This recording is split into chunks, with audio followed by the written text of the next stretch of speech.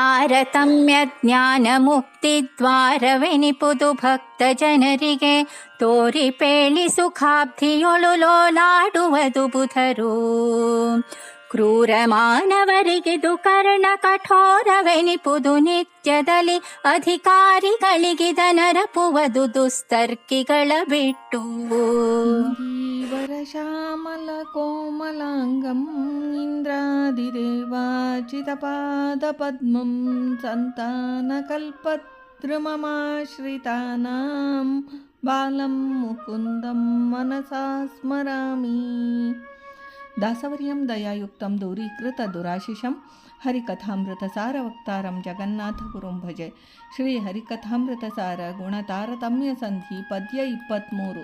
ತಾರತಮ್ಯ ಜ್ಞಾನ ಮುಕ್ತಿ ದ್ವಾರವೆನಿಪುದು ಭಕ್ತಜನರಿಗೆ ಎಂಬ ಈ ಪದ್ಯದಲ್ಲಿ ಶ್ರೀ ಜಗನ್ನಾಥದಾಸಾರ್ಯರು ತಾರತಮ್ಯ ಜ್ಞಾನವು ಮುಕ್ತಿಗೆ ದ್ವಾರವೆನಿಸುವುದು, ಇದನ್ನು ಅಧಿಕಾರಿಗಳಾದ ಸಜ್ಜನರಿಗೆ ಮಾತ್ರ ಉಪದೇಶಿಸಬೇಕೆಂದು ತಿಳಿಸುತ್ತಾರೆ. ಜಗತ್ತಿನಲ್ಲಿ ವಿದ್ಯಮಾನವಾಗಿರುವ ಪಂಚಭೇದ ಮತ್ತು ತಾರತಮ್ಯ ಜ್ಞಾನವು ಮುಮುಕ್ಷುಗಳಿಗೆ ಅತ್ಯಗತ್ಯ. ಅನ್ಯಮತದವರು ಒಪ್ಪಲಿ ಒಪ್ಪದಿರಲಿ, ತಾರತಮ್ಯ ಜ್ಞಾನ ಇರುವುದು ನಮಗೆ ಅನುಭವ ಸಿದ್ಧವಾದ ವಿಷಯವು. ಸಮಾಜದ ಪ್ರತಿ ಹಂತದಲ್ಲೂ ಕುಟುಂಬ ಜೀವನದಲ್ಲಿ ಈ ನೀಚೋಚ್ಛ ಭಾವವು ನಮ್ಮ ಪ್ರತ್ಯಕ್ಷದ ವಿಷಯವಾಗಿದೆ. ಹೀಗೆ ಅನುಭವ ಸಿದ್ಧ ವಿಷಯವಾದರೂ ಅನ್ಯಮತೀಯರು ದುರಾಗ್ರಹದಿಂದ ಒಪ್ಪುತ್ತಿಲ್ಲ. ಜಗತ್ತಿನಲ್ಲಿ ಸಕಲ ಜೀವರು ಸಮಾನರು ಎಂಬ ಭಾವನೆಯೇ ಸತ್ಯಕ್ಕೆ ಅತ್ಯಂತ ದೂರವಾದದ್ದು. ಎಲ್ಲರಿಗೂ ಸಮಾನಾವಕಾಶವಿರುವುದೇ ಹೊರತು ಜೀವರ ಸಾಮರ್ಥ್ಯ ಭಿನ್ನ ಭಿನ್ನವಾಗಿಯೇ ಇರುವುದು. ಈ ಪರಸ್ಪರ ವೈಲಕ್ಷಣ್ಯ ಸ್ವಭಾವ ನಿತ್ಯವಾದದ್ದು, ಯಾವ ರೀತಿಯಿಂದಲೂ ಬದಲಾಯಿಸಲು ಸಾಧ್ಯವಿಲ್ಲ. ತ್ರಿವಿಧ ಜೀವರ ವೈವಿಧ್ಯ ಸಹಜವಾದದ್ದು. ಸ್ವರೂಪತಃ ತಮೋಯೋಗ್ಯರು ಎಂದೆಂದಿಗೂ ಸಾತ್ವಿಕರಾಗಲು ಸಾಧ್ಯವೇ ಇಲ್ಲ. ಸಾತ್ವಿಕ ಚೇತನರು ತಮೋಜೀವರಂತೆ ಪಾಪಕರ್ಮಗಳನ್ನು ಮಾಡುವುದು ಅವರ ಕರ್ಮದಲ್ಲಿರುವ ತಾಮಸ ಗುಣದ ಪ್ರಾಚಾರ್ಯವು. ಸಾತ್ವಿಕರು ಮೂಲತಃ ಸುಗುಣ ಸಂಪನ್ನರು. ಕರ್ಮವಶದಿಂದಾಗಲಿ, ಶಾಪ ನಿಮಿತ್ತದಿಂದಾಗಲಿ, ಅಜ್ಞಾನದಿಂದಾಗಲಿ, ಅಸುರಾವೇಶದಿಂದಾಗಲಿ ತಮೋಗುಣ ಪ್ರಾಚುರ ರೂಪವಾದ ಪಾಪಕರ್ಮಗಳು ನಡೆಯುವವು. ಈ ತಮೋಗುಣದ ಆವರಣ ವಿಮೋಚನೆಯಾದ ನಂತರ ರಜೋಗುಣದ ಪ್ರಾಚುರ್ಯ, ಅದು ತಪ್ಪಲು ಕೇವಲ ಸತ್ವಗುಣವು ಪ್ರಧಾನವಾಗಿರುವುದು. ಅಂತೆಯೇ ತಮೋಗುಣ ಜೀವರು ಯಾಗ, ದಾನ, ಯಾತ್ರೆ, ಗುರು ಹಿರಿಯರ ಶುಶ್ರೂಷೆ, ಪೂಜೆ ಇತ್ಯಾದಿ ಸತ್ಕಾರ್ಯಗಳನ್ನು ಆಚರಿಸುವರು. ಕೇವಲ ಇದರಿಂದಲೇ ಸಾತ್ವಿಕರೆಂದು ನಿರ್ಧರಿಸಲಾಗದು. ಅವರಿಗೆ ಸತ್ವಗುಣಾವರಣವು ಕನಿಷ್ಠ ಪ್ರಮಾಣದಲ್ಲಿರುವುದು. ಅದು ಸವೆಯುವ ಪರ್ಯಂತ ಪುಣ್ಯಕರ್ಮಗಳು ನಡೆಯುವಂತೆ ಕಾಣಿಸುವುದು. ಸ್ವರೂಪತಃ ಅವರು ತಮೋಯೋಗ್ಯ ಜೀವರು. ಪುಣ್ಯಕರ್ಮಗಳ ಹಿನ್ನೆಲೆಯಲ್ಲಿ ಅವರಿಗೆ ದುರಾಗ್ರಹ, ಅಹಂಕಾರ, ಅಹಂಕರ್ತೃತ್ವ, ದುರುದ್ದೇಶ ಇದೇ ಇರುವುದು.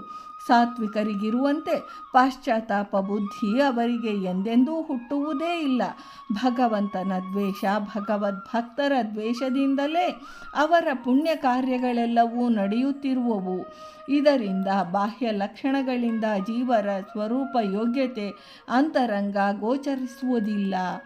ನಾವು ಅವರ ಬಾಹ್ಯ ಗುಣಗಳ ಪ್ರದರ್ಶನದಿಂದ ವಂಚಿಸಲ್ಪಡುತ್ತೇವೆ.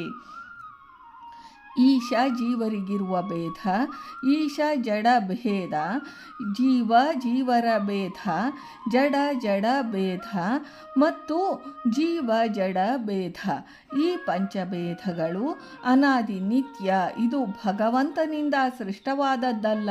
ಸರ್ವಶಕ್ತನಾದ ಬಿಂಬನು ಇದನ್ನು ಅಭಿವ್ಯಕ್ತಿಗೊಳಿಸುವನು. ಶ್ರೀಹರಿಯು ಸತ್ಯ ಸಂಕಲ್ಪನು. ಇದರಿಂದ ಅವನಿಗೆ ಅನ್ಯಥಾ ಕರ್ತೃತ್ವ ಶಕ್ತಿ ಇದ್ದರೂ ಅನಾದಿ ನಿತ್ಯವಾದ ಸ್ವರೂಪವನ್ನು ಹಾನಿಗೈಸುವುದಿಲ್ಲ.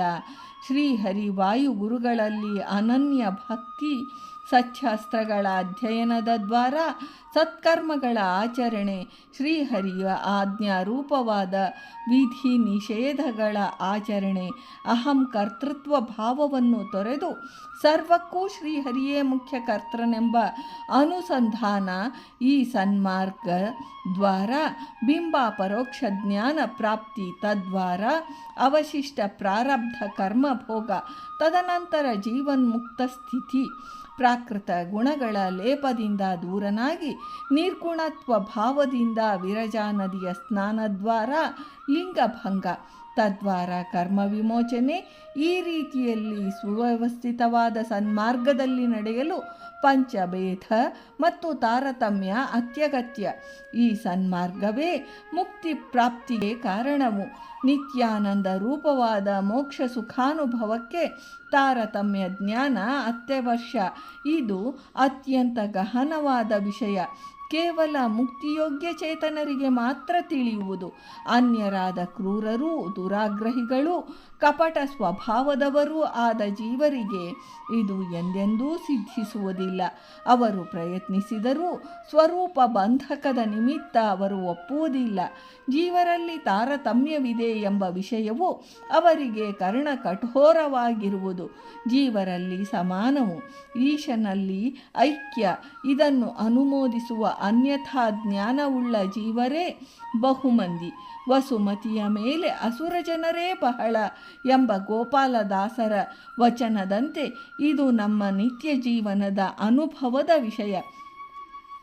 ತಾರತಮ್ಯ ಜ್ಞಾನ ರಹಸ್ಯವನ್ನು ಭಗವದ್ಭಕ್ತರಿಗೆ ಮಾತ್ರ ತಿಳಿಸತಕ್ಕದ್ದು ಎಂದು ಎಚ್ಚರಿಸಿದ್ದಾರೆ. ಅನ್ಯರು ಅಯೋಗ್ಯರು ಇದಕ್ಕೆ ಅಪಾತ್ರರು.